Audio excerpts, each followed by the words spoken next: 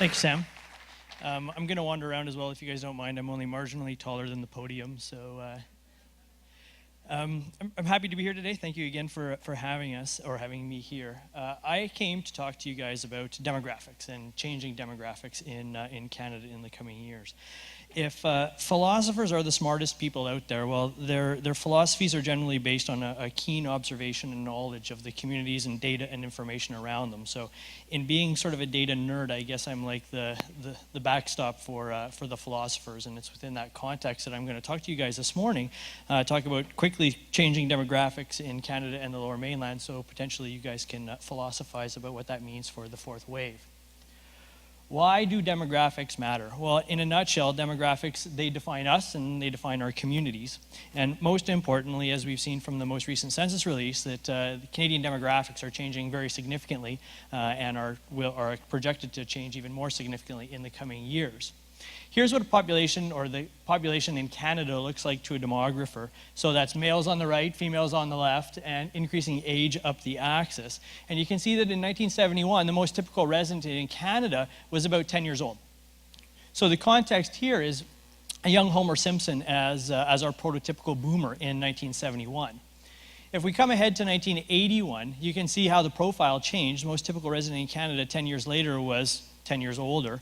There's this secret rule in demography that I'll tell you guys about. Just about everybody gets older every year. It's just about because some people die, right? So by 1981, the context had changed with respect to Canadian demographics.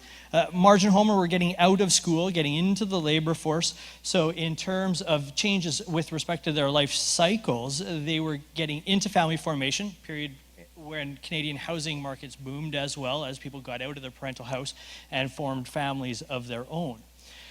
So if we flip way ahead to 2011, we can see how the profile again has changed Canada-wide. Most typical resident now in Canada is almost 50 years old, and sort of an aging Homer has become our prototypical resident in Canada.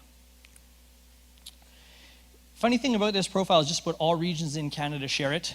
Big bulge around the middle, supported by a much narrower base. You get it? Baby boom bulge. Guys, that's funny, come on. But being, right? Yes, okay. So anyways, I don't have any more bad jokes. That was the only one. So where are we going in the future? Well, there's again the profile for Canada in 2011. There's what it's going to look like by 2021 and 2031 as per our forecasts, which are very similar to Statistics Canada's forecasts. And you can see the dramatic change, very significant change in all the 55 plus age groups in that age profile. And with respect to the younger age groups, between the ages of 20 and 30, actually a net decline, and not all that much growth with respect to the sort of prime working age of the life cycle and around the age of 45. How about the Lower Mainland? Are we any different here? Well, not really. There's our profile today, still that same post-World War II baby boom bulge. Where are we going in the coming years in terms of change? There's what it would look like in 21 and by 2031. And again, much more growth or change at the top of that age profile than at the base. We benefit a little bit in terms of that population between the ages of 35 and 45 in that we receive a lot of migration. And that migration tends to be young, so relative to Canada, it will fill out our labor force in those younger stages of the life cycle more than in other communities and regions in Canada. So our new paradigm with respect to Canadian changing demography is that we are entering what's being called our third great demographic transition. One's characterized by the aging of the post-World War II boom into retirement, whatever that means. And the neat thing about this is 2011, 2012 actually marked this transition because the leading edge of the post-World War II boom, those born in around 46, actually celebrated their 65th birthdays. So hit that retirement stage of the life cycle. So the one question here is, so what? What does this mean with respect to the fourth wave? Well, it means a lot, a whole bunch of different stuff. In a nutshell, what it really does mean is anything with a very strong life cycle related pattern, specifically weighted towards the older stages of the life cycle, is going to experience very dramatic change in the coming years. As an example of this, there's per capita healthcare spending in the province of British Columbia by age along the bottom. On average, it's about $3,600 spent per person. There's where the post-World War II boom sat in 1971. The big bulk of the boomers, about $1,500, half of what the average was. There's where they sit today, about $3,100, just below average. But there's where they're going to sit by 2031 and by 2041. By 2041, it's more than 3 times the average in terms of provincial healthcare spending for that particular age group. If we actually look at the propensity to maintain a household, we can see sort of a similar age-specific profile. There's the age profile of people maintaining a home in the Lower Mainland, and we can see in the younger stages of life cycle, the 20 to 24-year-old age group, only 17% of them maintain a home. Most of them live with their parents, but it increases very dramatically. And again, 1981 is where the boomers sat in a very low propensity stage of the life cycle to maintain homes. Marge and Home are just getting out of school. 50 to 54-year-old age group is where they sit today, and you can see that by 2041, they're actually going to sit just about at the highest or peak maintainership age group within the Lower Mainland. This pattern is very similar for Canada as a whole. So what does that mean with respect to our changing demography?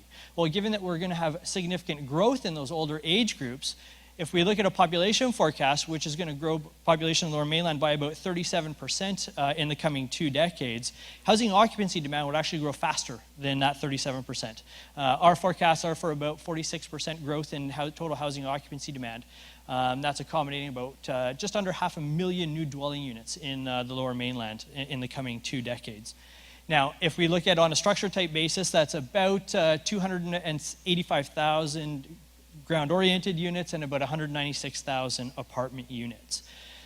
So the fourth wave isn't going to be framed by how many people we need to accommodate. It's going to be framed by how we actually accommodate those folks. And let me give you a quick example here of how demography is going to impact this as well. There's that same age profile of maintaining a home, but we can actually define this by age and the number of people in the household and the number of bedrooms actually in that household as well. So if we do that, we can see that the blue is more people than bedrooms, the green is 1 bedroom and 1 person, and the red on the bottom is more bedrooms than people. And if we look at the age-specific profile of people, or the propensity of people to maintain homes that actually have more bedrooms in them, we can see that it increases pretty significantly through the older stages of the life cycle, precisely where we're going to see most of our population growth in the coming years. To the point here where almost 1/3 of the 75 to 84-year-old age group in the Lower Mainland maintained a home that had more bedrooms in it than physically had people to live in them. We can also look at this by structure type. It's a little bit more acute for the single detached side of things. About 1 in 5 households maintained by somebody between the ages of 55 and 84 actually had more bedrooms in them than what they had people to live in them. So quick survey, it's a little hard to see you guys, but how many people here are over the age of 55? Put your hands up. Relatively good number. Okay, under the age of 55? You guys are a young, good-looking bunch, I have to say, yes? So at least in part, if this life cycle pattern maintains itself into the coming years, we can, at least in part, blame some of the post-World War II boom for clogging up the family-style housing within the Lower Mainland and the region in the coming years. And for all of you that say, yeah, everybody's just going to downsize as they get into those older stages of the life cycle, that empty nester stage, or what I call the empty bedroom stage of the life cycle, here's the mobility status data from the most recent census. And if we look at the propensity to move, or the share of people moving between the 2 census periods, we can see that for every age you get older, after the age of 35, you're actually less likely to move, thereby more likely to be in the same dwelling unit. Where up to the 75 plus age group, 78% of the people in the 2006 census in the Lower Mainland said that they were resident in the same dwelling unit 5 years previous on the census. So yes, some people will certainly downsize, but it's not necessarily reflected in the current statistics that we see. So 3 quick conclusions about our future. The demographic and economic changes that we're going to experience in the coming years are not going to be simple extensions of past trends. We're coming into a much different paradigm in the coming years. No single approach is going to be sufficient to deal with the range of challenges as well as opportunities that are going to be presented to us. And this one is a little tongue-in-cheek, ready or not, here it comes. All regions, all cities, all communities are going to have to deal with a future that we are not necessarily accustomed to. Thank you very much for your time today.